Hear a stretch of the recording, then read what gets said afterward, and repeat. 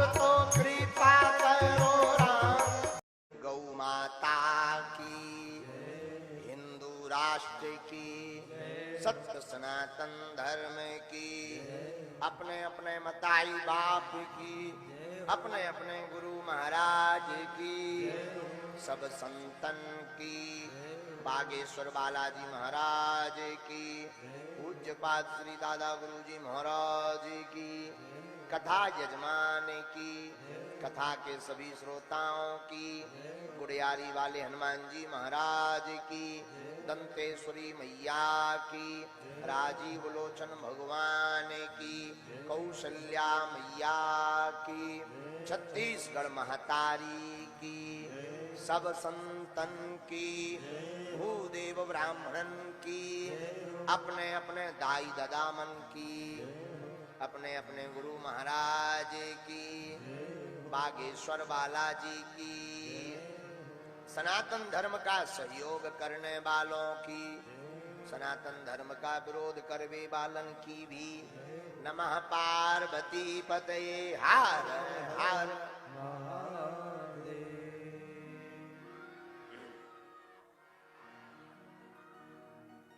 परात्पर परमात्मा अखंड ब्रह्मांड नायक कोट सूर्य समप्रभा भगवान, जिनकी कृपा से पूरा संसार चेतनावान बना है, ऐसे दया के वत्सल भगवान श्री सीताराम जी सरकार के पाद कमलों को हम सब साष्टांग दंडवत प्रणाम करते हैं।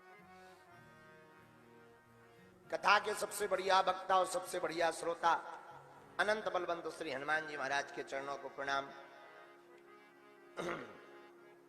भारत का एक ऐसा दिव्य प्रदेश जहां भगवान श्री राम के पद चिन्ह जगह जगह व्याप्त है, राम वन गमन के पद चिन्ह जगह जगह पर रामत्व होने की खुशबू प्राप्त करवाते हैं, राम जी का होने का एक आभाव, भगवान के होने का एक भाव प्रकट करवाते हैं। ऐसे दिव्य प्रदेश छत्तीसगढ़ की है पावन धरा, रायपुर के अंतर्गत गुड़ियारी क्षेत्र के अंतर्गत होने वाली 7 दिवसीय श्री सीताराम विवाह महोत्सव की इस भूमि को बारंबार प्रणाम। हमारे सन्मुख इस धरती के चलते फिरते भगवान साधु, भगवान विराजमान सब संतों के चरणों को प्रणाम, भूदेव ब्राह्मणों के चरणों को प्रणाम, कली कुलशेखर गोस्वामी श्री तुलसीदास जी महाराज के चरणों को प्रणाम, बागेश्वर बालाजी भगवान के चरणों को प्रणाम, पूज्यपाद दादा गुरु जी के चरणों को प्रणाम, सदगुरु सन्यासी बाबा के चरणों को प्रणाम। सबसे प्रार्थना है अपना आशीर्वाद दो, किसी ना किसी रूप में बैठो, कृपा करो। एवं जितना भी श्रोता समुदाय यहाँ तीनों पंडालों में है, चारों में, सामने अगल बगल कुछ खड़े हैं, जगह नहीं मिली, आज फिर भी कुछ लटके हैं,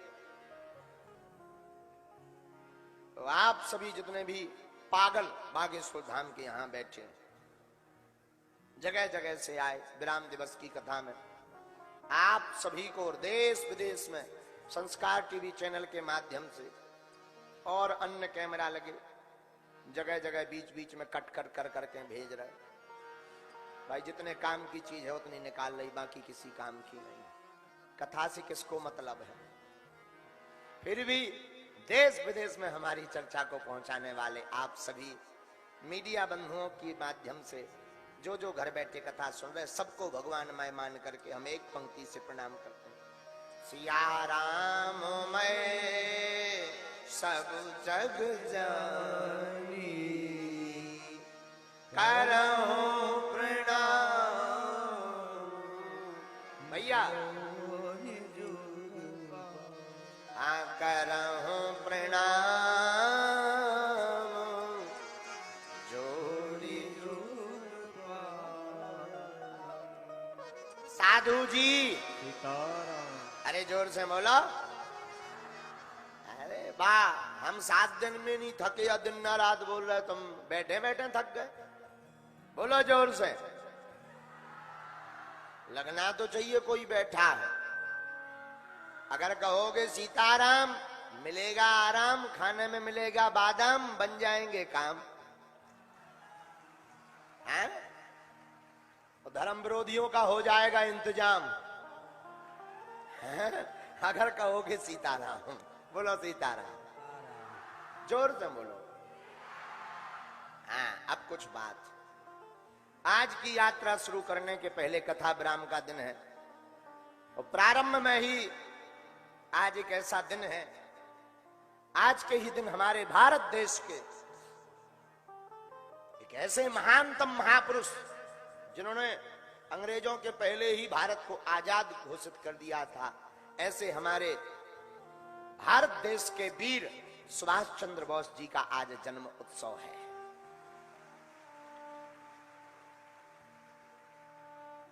और सुभाष चंद्र बोस जी के जन्मोत्सव पर उनका एक नारा था, तुम मुझे खून दो मैं तुम्हें, लेकिन हमने आज एक नया नारा बनाया है भारत के इतिहास में, तुम मेरा साथ दो हम हिंदू राष्ट्र बनाएंगे। हाँ, तुम हमारा साथ दो हम हिंदू राष्ट्र बनाएंगे। और एक बात हम प्रार्थना करेंगे भारत के लोगों, अब चूड़ियां पहनकर घर में मत बैठो। एक केवल बागेश्वर धाम पर उंगली उठाने की बात नहीं, प्रत्येक सनातनी पर उंगली उठाई है, अब बाहर निकल करके बताना ही पड़ेगा। और इस बात को सुनने के बाद अगर नहीं निकले तो हम तुमको बुजदिल मानेंगे, बुजदिल। उनका नारा बहुत विशाल था, और हमारा भी आज का सूत्र नोट कर लीजिए। सभी लोग अपना अपना मोबाइल निकालिए और ये नारा भेजिएगा सब तक, सबकी, जो भगवान की नहीं उनकी जय जय सीताराम। अब बारनी तो ठटरी थी, लेकिन सबने कहा कि अब गुरुजी आप बहुत गंभीर हो जाइए, तो हम थोड़ा गंभीर होने का थोड़ा अभिनय कर रहे हैं। मेरे भारत के लोगों, आज रायपुर की इस धरती से हम ललकार कर कहते हैं, इस भारत में ऐसा कोई नहीं जिसके ऊपर उंगली ना उठी हो, चाहे वो मीराबाई हो, चाहे रैदास हो, या कबीर हो, या गोस्वामी तुलसीदास हो, उन सबको कसौटी पर खरा उतरना पड़ा। यहां तक कि भगवान ब्रह्म हैं, उनको भी कसौटी पर खरा उतरना पड़ा। लेकिन आज इस व्यासपीठ से हम शपथ खा करके तुमसे कहते हैं, लोग हमसे पूछते थे बड़े बड़े बुद्धिमान कि गुरुजी चमत्कार क्या है, ये तुम चमत्कार की क्या बात करते हो। पहला चमत्कार तो यही है कि पूरा भारत का हिंदू एक हो गया, और दूसरा चमत्कार, जिनको देखना हो कभी दरबार में आ जाना, वेलकम टू यू। और तीसरा, हमारी प्रार्थना को बेकार मत जाने देना। अगर तुम्हारे अंदर एक बूंद भी सनातनीय हिंदू का हो तो तुम मेरा साथ दो, मैं हिंदू राष्ट्र दूंगा। ना तो मुझे कोई राजनेता बनना है मेरे पागलों, ना हमारी कोई पार्टी होनी है। ऐसा कभी विचार मत करना कि अब गुरुजी पार्टी में जाएंगे या नेता बनेंगे या किसी पार्टी का सपोर्ट करेंगे। ना हमें पार्टी में जाना है, हम तो सिर्फ अपने सनातनियों को एक करने की बात करेंगे। और अगर ये बवाल है, अगर ये विवाद है, तो बना रहने दीजिए। अब इस बात को सुनकर के भी अगर तुम मेरे पागलों अपने घर से बाहर नहीं निकले, अपनी जबान नहीं खोली, और भारत के प्रत्येक संत हमारे साथ है, ये हमारा सौभाग्य है। कोई ऐसा साधु नहीं जो हमारे साथ ना हो, और हम सब साधुओं से प्रार्थना करेंगे, 13 अखाड़ों से प्रार्थना करेंगे। अब छुप कर बैठने की बात नहीं है। बागेश्वर धाम तो एक बहाना था, असलियत में इन धर्म विरोधियों को, सनातन को निशाना बनाना था। लेकिन बालाजी ने ऐसा मुंह पर तमाचा मारा कि इनको भी होश ठिकाने लग गए। सुभाष चंद्र बोस का एक और संकल्प था जो उन्होंने करके दिखाया था। उन्होंने आजाद हिंदुस्तान की घोषणा की थी। ये हिंदुस्तान आजाद है जब अंग्रेजों की हुकूमत थी, और हम भी आज घोषित करते हैं कि ये भारत हिंदू राष्ट्र है। अपने अपने मोबाइल रख लो, वरना तुम लोग हाईजैक हो जाओगे। दुनिया भी बड़ी विचित्र है, इनको कुछ कहने के लिए कुछ ना कुछ तो चाहिए ही चाहिए। लोगों ने भगवान राम को नहीं छोड़ा, मीराबाई को नहीं छोड़ा, कबीर बाबा को नहीं छोड़ा, रैदास को नहीं छोड़ा, तुलसीदास जी की रामचरितमानस की कितनी बार परीक्षा नहीं ली गई, हमें कब छोड़ेंगे। अब इन चुनौतियों से भागना नहीं है, हम प्रत्येक हिंदुओं से कहेंगे अब जागना है। क्या करना है?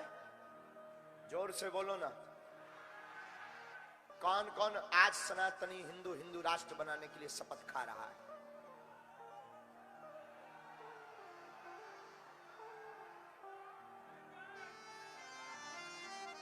पक्का? अब अगर कोई सनातन के ऊपर उंगली उठाएगा तो कौन कौन मुंह तोड़ जवाब देगा? एक बात और बोल रहे, पूरे भारत के लोगों के सामने, मेरे पागलों, हमारे बारे में कोई कुछ भी कहे, अच्छा कहना तो उनकी मजबूरी है, अगर कुछ बोलेंगे नहीं तो फिर उनको कौन सुनेगा? कोई कुछ भी कहे, कहते रहने देना, सांच को आंच नहीं है। सांच को आंच नहीं मेरे पागलों, और हम जब तक जिएंगे तब तक सनातन की बात करेंगे। और एक बात और, लोग कहते चमत्कार नहीं होते हैं या कोई, हमें तो दुख इस बात भर का है। महाराणा प्रताप का एक सूत्र बहुत प्यारा था, दूसरे राजा से युद्ध करने के पहले, शत्रु राजा की सैनिकों की संख्या की गिनती करने के पहले अपनी पार्टी में कितने शत्रु हैं उनकी गिनती करनी चाहिए। हमें दुख इस बात का है, कुछ लोगों के अंदर सनातनी खून नहीं है, जो हिंदू होकर के हिंदू के ऊपर उंगली उठाते हैं, दरबार के ऊपर। उनके लिए हम फिर कहेंगे, तुम चले आना कभी भी हमारे मैं खाने में। जय श्री राम। ये तो यहाँ की बात थी, जब तुम्हारा मन करे तब चले आना। आप कहते भगवान नहीं होते या चमत्कार या सिद्धियां। हमसे आज एक पत्रकार महोदय पूछ रहे थे, महाराज चमत्कार क्या है? हमने कहा तुम हमारे पीछे आ गए, यही चमत्कार है। तुम चमत्कार पूछ रहे, यही चमत्कार है। हिंदू एक हो गया, यही चमत्कार है। जगह जगह सनातनीय हिंदुओं में एकता की आग लग गई, यही चमत्कार है। और हम चमत्कार दिखा भी किस लिए रहे थे? किस लिए दिखा रहे थे? एकता के लिए। अब वो सफल हो रहा है, हमारा चमत्कार सक्सेसफुल है, मिशन हमारा सब। हमारे हनुमान जी ने हमें सिद्धि दी क्यों? राम नाम के प्रचार के लिए। किस लिए दी? बोलो ना, किस लिए? और हमें गर्व है, हमारे जगत गुरु भगवान तुलसी पीठ वाले महाराज जी, योग ऋषि स्वामी रामदेव जी, पंडित श्री देवकी नंदन ठाकुर जी, जिन्होंने खुल करके, और आज तो किसी चैनल में पत्रकार में आया है, वो हमें याद नहीं है, एक शंकराचार्य जी ने भी सपोर्ट किया है? शंकराचार्य जी कौन सपोर्ट किए? द्वारका पीठ वाले शंकराचार्य जी भी सपोर्ट किए।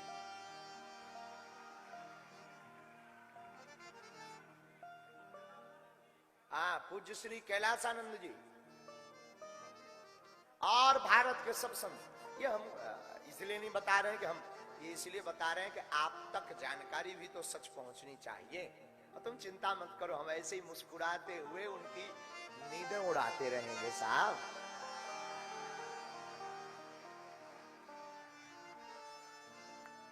कल एक सुल्ताना बहन ने राखी क्या बांध दी,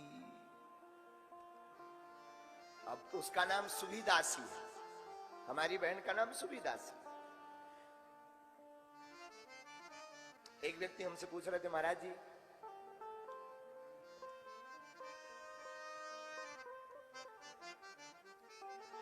कि जो सनातन में वापस आ रहे हो वो कौन सी जाति के होंगे? हमने कहा हम खुद अपनी जाति नहीं बताते, ब्राह्मण होते हुए हम सबसे पहले कहते हैं हम मानव और हिंदू हैं। जाति किस बात?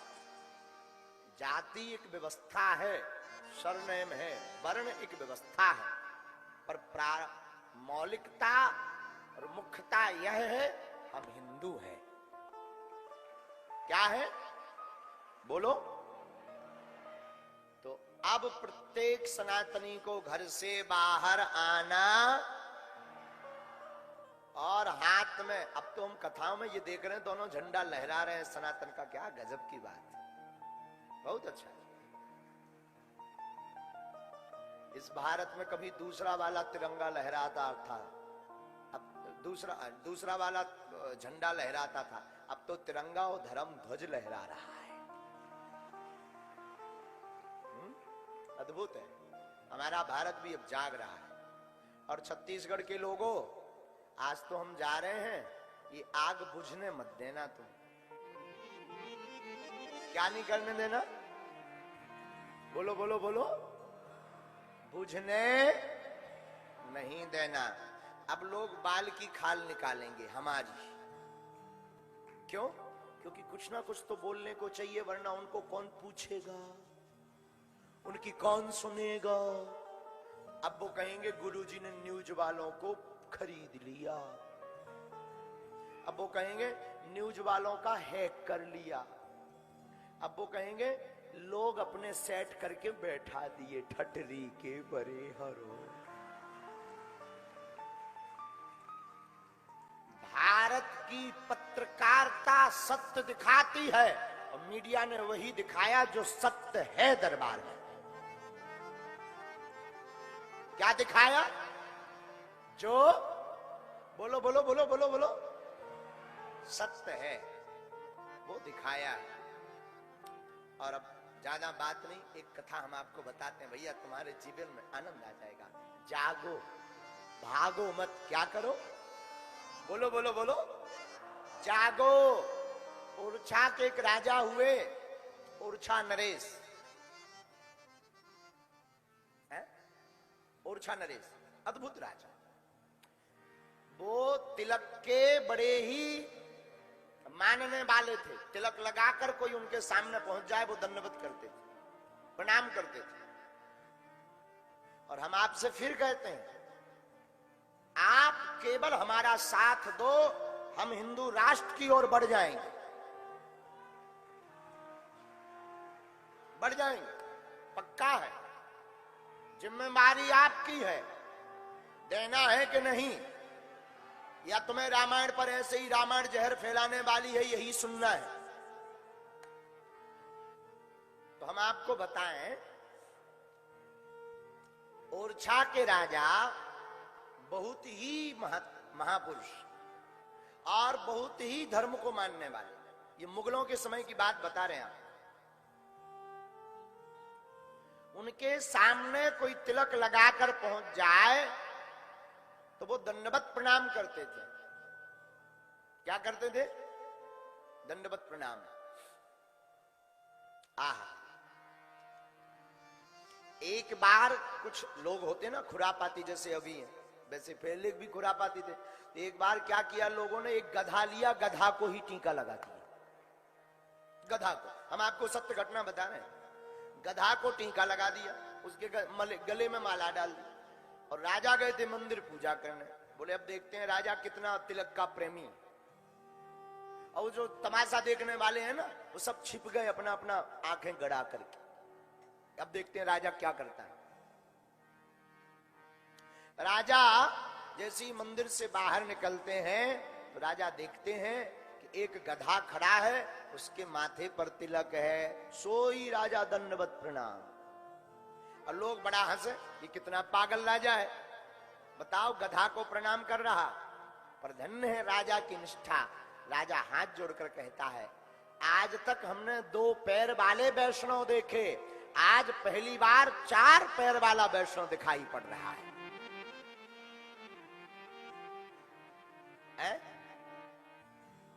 और इस निष्ठा के कारण भगवान बड़े प्रसन्न भये और गधा में ही राजा को, ओरछा महाराज को रघुनाथ जी के दर्शन हो गए। एक बात यही नहीं रुकती, इनकी प्रसिद्धि जब चारों ओर बढ़ने लगी तो उस वक्त इस भारत पर साम्राज्य था अकबर का। किसका था? अकबर का। अकबर ने सोचा कि इसकी अगर महिमा बढ़ेगी तो हमें कौन पूछेगा, और इस दुनिया में जो भी लड़ाई है वो सब इसी की है कि इसकी महिमा ना बढ़ पाए। हाँ, जितनी भी संसार में लड़ाई है, इस दुनिया के लोग अगर किसी का विरोध कर रहे हैं तो समझ जाइए या तो उसकी पैंट गीली हो गई है या उसको ये डर है कि कहीं ये हमसे आगे ना पहुंच जाए। अकबर को भी यही टेंशन हो गई। अकबर के साम्राज्य में जब अकबर के यहां सब राजाओं की बैठक होती थी तो अकबर ने घोषणा की, सुनो, कल से कोई भी राजा तिलक लगाकर नहीं आएगा। अगर तिलक लगाकर आएगा तो उसको मृत्यु दंड दिया जाएगा। बाकी राजा तो डर गए। जैसे आजकल कुछ लोग सनातन पर ललकारते हैं और कुछ लोग डर जाते हैं, लेकिन वाह ओरछा महाराज डरे नहीं। अपने और दिन की अलावा उस दिन 12 अंगों में तिलक लगाया। 12 अंगों में, शास्त्रों में विधान है 12 अंगों में तिलक लगाने का। रोज तो कम लगाते थे, उस दिन 2.5 एकड़ का प्लाट पोत लिया, पूरा एकदम दूर से ही दिखने लगा। और तिलक लगाकर जैसे ही पहुंचे तो बाकी राजा तो बिना तिलक के आए थे।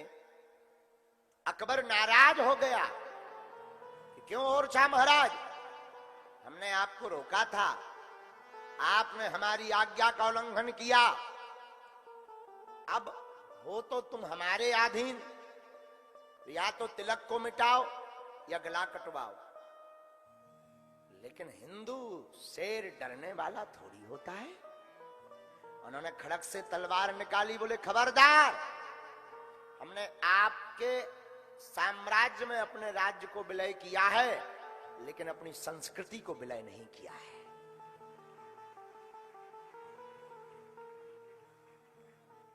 और अगर एक भी हमारे नजदीक आएगा ये तलवार उसके सर को अलग कर देगी, और युद्ध करना हो तो कर लीजिए। जहां इतना कहा तो जो बाकी के राजा डरे बैठे थे वो भी महाराज ओरछा नरेश के साथ खड़े हो गए। शोर शराबा मचने लगा। अकबर को लगा कि अगर ऐसे ही एकजुट हो जाएंगे तो फिर एक दिन ऐसा आएगा कि सब राजा हम पर चढ़ाई कर देंगे, हमारा साम्राज्य मिट जाएगा। तो राजा तुरंत पलटी खाता है और क्षमा मांगता है।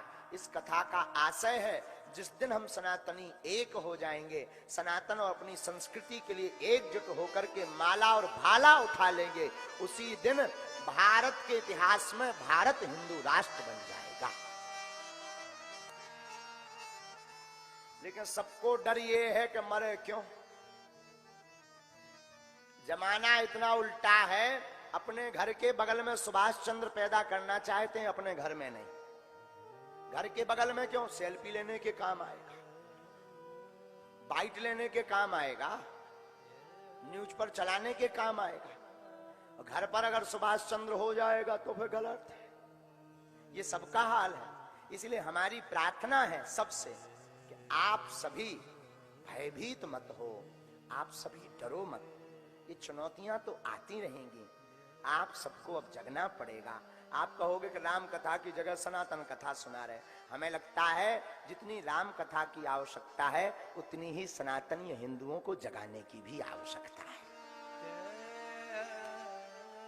बोलो सीताराम, जोर से बोलो और जोर से बोलो।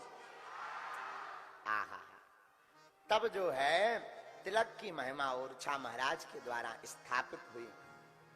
और कल भगवान ने भी लीला की मिथिला में क्या, भगवान ने धनुष तोड़कर विवाह पाणी ग्रहण किया तो कल जितने राजा आए थे सबके मुंह पर तमाचा लग गया। आहा हा। एक बात और, एक सज्जन हमको कह रहे थे, महाराज जी महात्मा लोग बड़े हंसते रहते हैं, क्या बात है? हमने कहा सुनो भैया, राम प्यारे से जिसका संबंध है, ये महात्मा हंसते क्यों है ज्यादा? क्यों हंसते हैं? राम प्यारे से जिसका संबंध है उसको हर घड़ी आनंद ही आनंद। जिसका संबंध है उसको हर घड़ी आनंद ही आनंद है। राम प्यारे से जिसका संबंध है उसको हर घड़ी आनंद ही आनंद है। राम प्यारे से जिसका संबंध है उसको हर घड़ी आनंद ही आनंद है। राम प्यारे से जिसका संबंध है, राम प्यारे से जिसका संबंध है उसको हर घड़ी आनंद ही आनंद है। हाँ, उसको हर घड़ी आनंद ही आनंद है। कौन कौन आनंद लूटना चाहता है? मेरे राघव से जिसका संबंध है उसको हर